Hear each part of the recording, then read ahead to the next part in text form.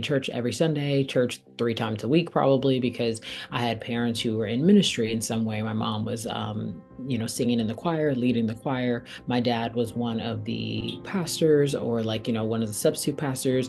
So, or an elder in the church as well. And so they had a responsibility in the church, which means that their kids kind of came along with them.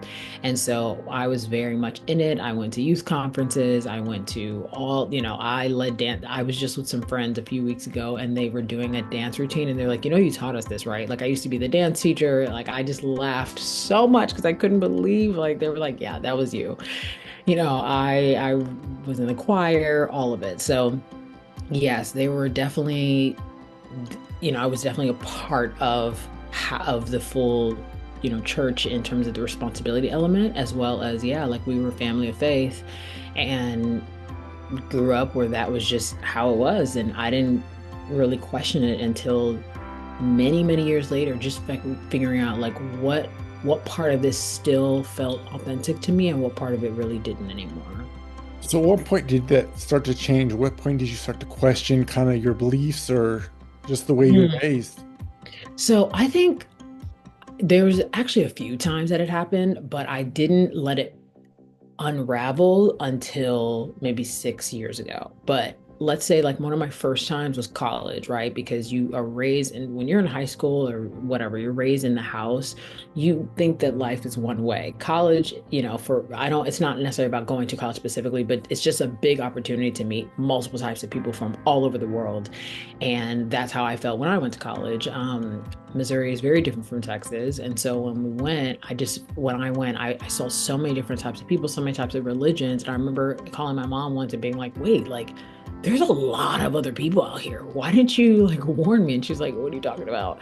And I couldn't necessarily judge their beliefs and their limited beliefs or their ways of seeing things. So I just was like, wait, what the heck? Like there's so many other people. And the type of personality I am, I'm very open. I want to get to know all these different types of people. I want to um, accept and love all these different types of people. But I think sometimes the Christian faith has a way of, this is how it is. This is what's right. Everything else is wrong. And And condemning. Yeah, right.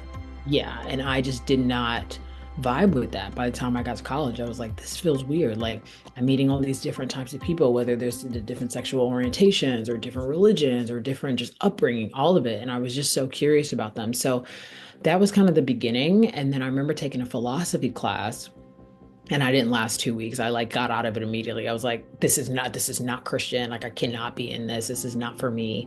And I left that philosophy class and I laugh about that today because I'm like, wow, you were so like hell bent on keeping your thinking the same way because if I didn't, it would break so much in me and I was scared to find out what that was. And I think even God knew like she's not ready to like be exposed to the next level. So yeah, I like kind of paused there and then let's say 10 years later, I'm in my late 20s and I'm going through I'm reading a lot more now for fun, not just for work. And so I think you start reading a couple different books that opens you up to a couple different documentaries.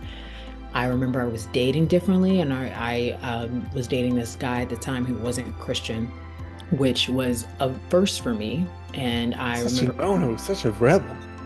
yeah, but at least I mean, I was so freaked out. I was like, oh my God, I like him, but this is crazy. This has got to be crazy. Like, it's just so crazy. So I remember calling one of my spiritual mentors at the time and being like, hey, look, I'm dating this guy and he's so lovely, but he's not Christian. So, like, I don't want God to be mad at me. And she said, I think you have a very parental relationship with God, and I think you need to explore that. And I just broke wide open. And I think that was the beginning of like, what does that mean?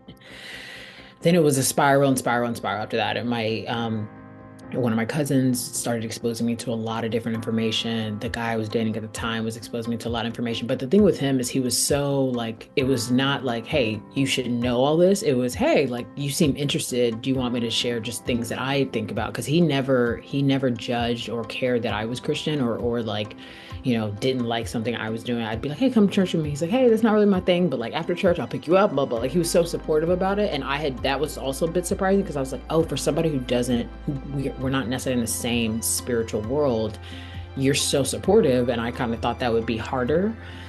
And it was pretty easy. And I was like, but he's so open, but sometimes you guys aren't open. What's that about? You know what I mean? And that was another part of the spiral. I'm like, wait, this person doesn't necessarily identify as Christian, but they are one of the kindest people I've ever met. Not to say that the Christians I knew weren't, but there was a lot more of like regulations and rules to sometimes the kindness. And I was just like, I don't like this. So, and that I never speak for everybody. There's no such thing as like everybody's the same in that way. And I obviously met and still I'm friends with so many of my friends for like from the Christian faith or like just growing up.